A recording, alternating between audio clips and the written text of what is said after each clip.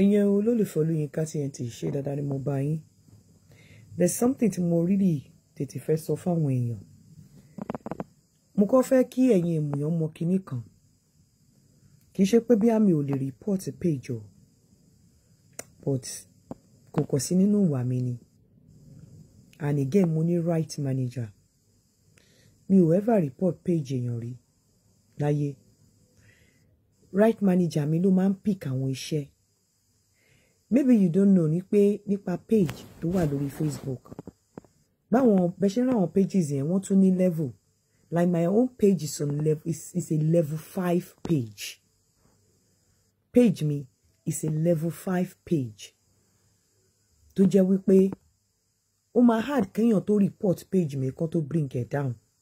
Facebook nìkan náà ló lè strike page mi, and provided tí n bá ti lo iṣẹ́. So táwọn èèyàn bá ní wọ́n kó tó lè sọ pé mò ń pín nínú revenue, bóyá òun lo iṣẹ́ mi àbí o lo picture mi àbí o lo iṣẹ́ mi ni. Tí n bá lo iṣẹ́ níbi tí Facebook burú dé fúnra wọn náà máa yọ kúrò lórí page mi. Honestly, my page is a level 5 page. Ó ní mo ṣe ń sọ ní gbogbo ìgbà tí ogun pọ̀ yẹn pé page mi ti kúrò lórí page yẹn pé you can just report tọkọ máa mú wálẹ̀ without investigating. Kò possible. Kì í ṣe pé bí a mo fi fọ́nu, mo mọ bí tí mo ti báṣẹ́ dé, mo dẹ̀ mọ bí tí ẹni tó dì mú, mo mọ level tó wà. So mi ò kí ń report èèyàn. Tẹ́ bá gbéṣẹ́ mi, tẹ́ bá fún mi ní copyright pé okay, kẹ́ acknowledge or wípé èmi ni mo níṣẹ́ o, or bóyá kẹ́ share látorí page mi, there's tendency pé kí wọ́n mú wálẹ̀. Or kó jẹ́ wípé kẹ́ ṣáà jẹ́ kí Facebook mọ̀ pé iṣẹ́ mi ni, wọ́n máa mú wálẹ̀. Or tó bá bú mi, tó fi page mi sórí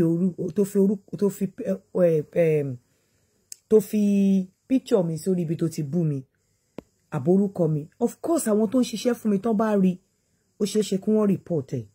Pé mi ò ní fọwọ́ ara mi report anybody. So mo kàn sọ fún yín pé mi ò sí fún yẹn. In case ẹni tó bá lo iṣẹ́ mi nǹkan kan tí wọ́n bá, if you have a good relationship with me, tó bá lo iṣẹ́ mi, tó bá copyright tán sọ pé kinní kan, mọ̀ pé mi ò ní ever report ẹ̀ láíláí. If you come to me, fúnra mi ni máa yọ. Mo láwọn màmá mi kan lénìí nísìnyí tí wọ́n lo iṣẹ́ mi. Iṣẹ́ yẹn wọ́n ti lò láti 2023. Èní ni right manager mi ṣe pick ẹ̀ up. Mo dẹ̀ ti ń ṣiṣẹ́ lé lórí. So tó bá lo iṣẹ́ mi, bóyá rẹ́ni tó lo fídíò mi or anything, tó bá lo iṣẹ́ mi, tó bá ti jẹ́ picture mi, wọ́n máa yọ. Tó bá jẹ́ èyí tí wọn ò lè yọ, o ò lè gbowó lórí ẹ̀. That's it. Tó bá ti jẹ́ pé èyí tí wọn ò lè yọ, owó tó bá wà lórí ọ̀dọ̀ mi ló máa wá. A máa jọ share revenue yẹn ni. But tó bá yẹ pé nǹkan tó jẹ́ tèmi, wọ́n máa yọ, but èmi kọ́ ni mo repeat ẹ̀, èmi kọ́ ni mo report ẹ̀, mo ní right manager. So ẹ jọ̀ọ́, mo ń try láti gbé kúrò ní mind ẹ̀yin èèyàn wípé I don't report. Mi ò kí ń report. I have people working for me. Tó bá rí ibi tó yẹ pé bí wọ́n ti lo picture mi àbí orúkọ mi ní ibi tí ò ṣe right, wọ́n lè take it up. So most of the time mi ì tiẹ̀ kí ń rí. Mo kàn máa rí pé wọ́n ti ṣe nǹkan tó fẹ́ ṣe. Mi ò kí ń rí. Ọlọ́run dẹ̀ rí nǹkan tí mò ń sọ yìí. So if you have a good relationship with me and bóyá o lo share me or anything, or wọ́n o ní problem pẹ̀lú ẹ̀, please do not hesitate to reach out to me. Mi ò gbégún, mi ò kí ń ṣe gún, mi ì dẹ̀ ń bàtà yé èèyàn jẹ́. Kò sí tí bá report page ẹ tó bá yọ monetization or anything, kò sí nǹkan tó máa dà fún mi. Torí ó bá gba monetization, ò lè fún mi inú ẹ̀. Àìgbá náà ò lè fún mi nẹ̀, mi lè wá lajú mi lẹ̀ kíkọ̀ dídì fẹ́ bá yé èèyàn jẹ́. Kò sí nínú character mi. Wọ́n dá mi bẹ́ẹ̀. Mo mọ̀ wípé karma wà, mo dẹ̀ mọ̀ pé nemesis wà, mo dẹ̀ bímọ. Tí ó bá dẹ̀ ti bá yẹ ọmọ lọ́mọ jẹ́, ìbàjẹ́ dúró lẹ́nu ọ̀nà fọ́mọ tiẹ̀ náà.